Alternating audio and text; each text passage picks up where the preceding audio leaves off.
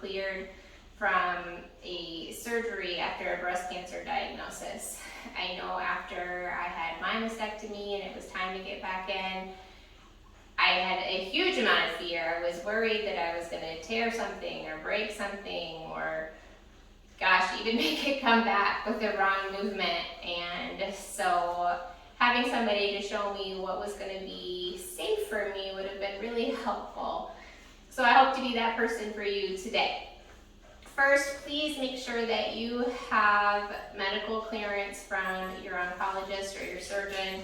Make sure that they are okay with you starting to do some gentle exercise. Also, if you have expanders because you're in the process of some reconstruction, this video is not going to be appropriate for you at this time. Certainly watch it so you know what you can look forward to, but don't try to participate this time around. So first, to make sure that we're in a safe place, I want to make sure that you have some basic range of motion in abduction and inflection. I want to make sure that you can get up to at least parallel to the floor on both of these movements. If you can't quite get there, spend a little bit more time with your physical therapist and work on that. They can certainly help you until you can reach that point, and then we'll be able to move on to some of these other progressions. So these are going to seem pretty basic at first, but after that surgery, we can be really tight in here, our muscles are tight, our lymphatic system is tight, and some normal activities from every day can seem hard. So the first thing is just sitting with a good posture, right? We've got our feet on the ground, legs are parallel to each other and parallel to the ground. My shoulders are backing down and my ears are over my clavicle, so I don't have a forward head. I've got my chin tucked in. And this right here may be a stretch for you. So as long as you can sit here without any pain, then you can move on to the next step, which is going to be to grab your chair underneath here. Same kind of posture. We're going to sit up tall, shoulders back, and we're going to try to get those shoulders back just a little bit more and pull up on that chair a bit, okay? You're going to feel a little bit of a stretch under the armpit, maybe in the chest here. If you can do this and not have any pain, then we'll go ahead and move on to this next step, which is going to be to have your hands up behind your head. And you're going to keep that same posture, shoulders back. And here we're going to do a big exhale and see if we can move these elbows back even more. All right, we're going to think about pulling our shoulder blades back. Maybe think about having a tennis ball in between our shoulder blades, and we're going to try to squeeze that together. If you have a friend nearby or even a trainer, this could be a good opportunity for them to put a little bit of extra pressure on the elbow and help you with some passive stretching there, some assisted stretching. And we're just gonna start there. That range of motion is gonna be really important because, as I said before, we get real tight here. We get a little bit scared that we're gonna stretch something too much, and so we start walking with this bent over posture. But as much as possible, think about sitting up nice and tall, shoulders back, and ears over your clavicle area. And breathe. Always think about breathing when you're stretching. It's going to be so much better for you. All right, so we made it through level 1 without any pain. So we're going to try a little bit of a progression here. I would recommend that if you feel like this is a good place for you to throw in some upper extremity lymph drainage, because we're going to start to ask a little bit more of the body here, and we don't want to do that without giving it a little bit of help with that lymphatic drainage. So I'm going to do this on the bench. If you don't have a bench available to you, you can do this on the floor or even on your bed can work. Also, if you had an abdominal tram surgery for your reconstruction where they used your rectus abdominis to create a breast, you likely won't be able to just lay down. So you'll want to start on your side. Okay.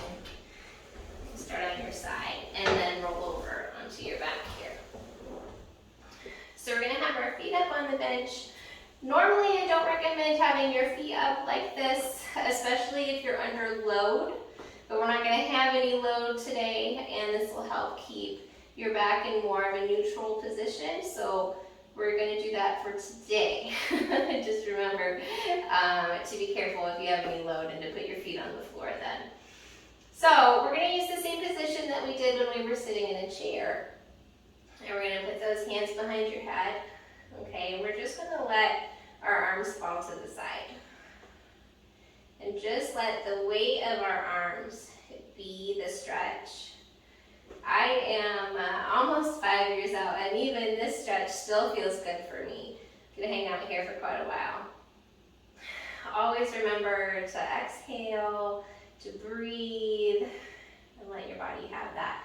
Be careful here that you're not trying so hard that you get a little extra bend here, right? Keep that nice and flat, and if you have to hyperextend your back anymore to get more range of motion, then just back off a little bit.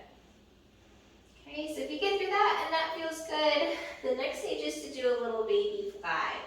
So I'm gonna have my hands up straight overhead. I've got a little bit of a bend in the elbow, imagining that I'm, hugging a huge teddy bear or a huge beach ball. And I'm gonna keep that shape in my arm and just hinge open from the shoulder joint. And I'm just gonna start with a little range of motion first. Okay? And if that feels good, we'll go a little bit wider. If that feels good, we'll go a little bit wider. So just a body weight fly. Okay? Okay, we have one more level of stretching here before we move on to a little bit of strength training. This is something that really helped me, and I know at the very beginning after I had my surgery I was really frustrated because I couldn't quite get to the full range of motion on these, and so I just want to encourage you guys to remember to meet your body where it is. It's not going to be in this place forever, it will get better, so just keep your chin up, okay, and we're going to get through it together. So this first one is a chest opener on the ground. And we're going to keep our knees bent. We're going to lay down on our side here. Maybe have a good idea to have a little bit of a pillow here, or you can use your hand. And we're going to stretch that arm out. I'm going to follow my hand with my gaze and open up to the point where I can. Now notice that I'm not opening my hips with it, and I'm trying to keep them facing forward as much as possible. Okay? I'm going to follow that gaze, and it might be we get here. And we're like, ow, that hurts, that's all I got. So if that's the case, we'll come back here. Okay? Follow that gaze, keep those hips forward. If you start to notice that your knees are coming up off the ground, pull back there too, because we want to keep all of the stretch in these chest and shoulder muscles. Second one is still one of my favorites to this day. I put it in almost all of my classes. And you can either start with a towel, you just roll it up, or there are a couple of different kinds of foam rollers. If you're still building your range of motion, you can get one of these white soft ones. It's just a half a circle. It's a good place to start. And then as you progress, you can go up to the harder full black ones, okay? So I'll show you on the white one for now. I'm gonna put this on the ground. I'm going to sit on the edge of it with my bum and then lay down. So we wanna make sure that our booty and our head are both on the foam roller here. And we're gonna keep that tailbone tucked under. My feet are bent, knees are bent, feet flat on the floor. I'm going to start in a prayer position, and I'm going to come up overhead. And then I'm going to let those hands fall down and do a snow angel. Okay? And again, this might not be, you might not have this full range of motion. Right? You might get out here and you're like, ow, that's all I got. It's okay. Hang up there. Also, You might find a spot in here where it's kind of a sweet spot and it feels extra good. Let your body hang out there. Remember to breathe the whole time. And enjoy the stretch. Okay, we made it to strength training. First I wanted to explain just a couple of things before we get into the exercises. That we want to make sure that we're starting low and slow with our weight training. And it's because we want to be able to know exactly how our lymphatic system is responding to the work that we're asking it to do. So we're going to start with our lightest bands, our lightest dumbbells, and we're going to do slow increments in our progressions.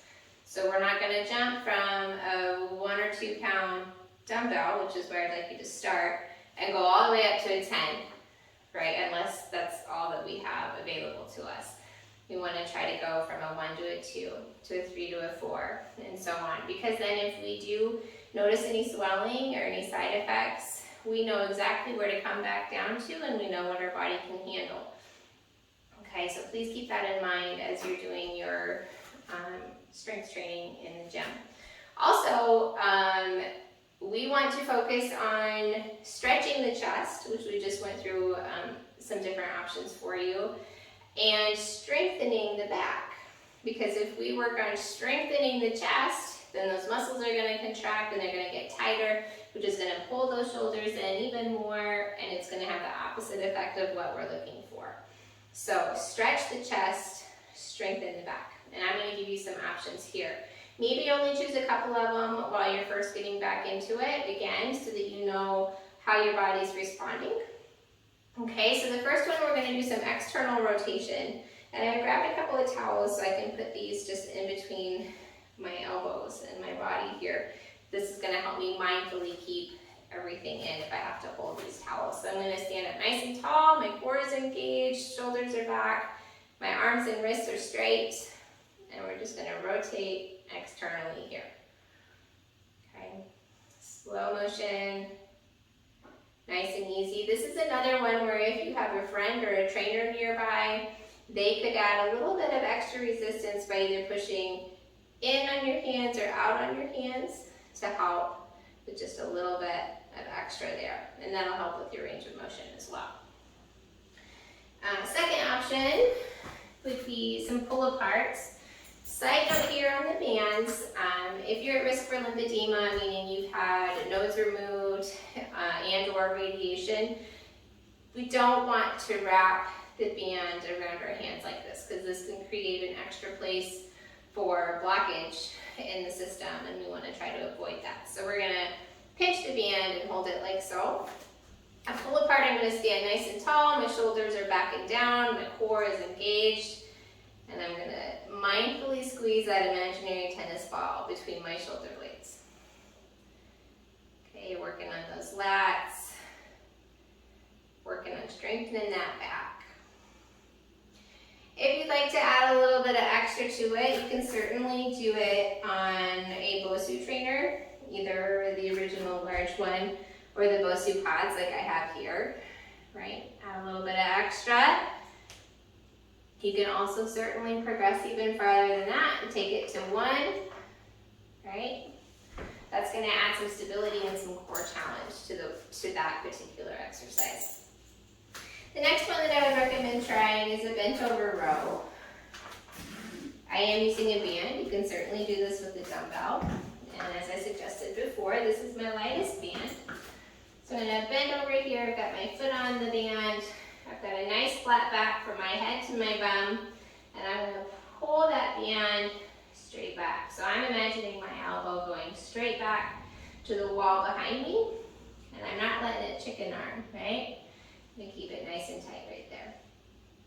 You can also do a row from the floor with your band. Both arms, you're going to wrap it around your feet on the bottom here. Sitting up nice and tall, making sure that we don't hyperextend that back, right? It's nice and tall, core is engaged, elbows straight back again. Okay, so I hope you guys find this helpful.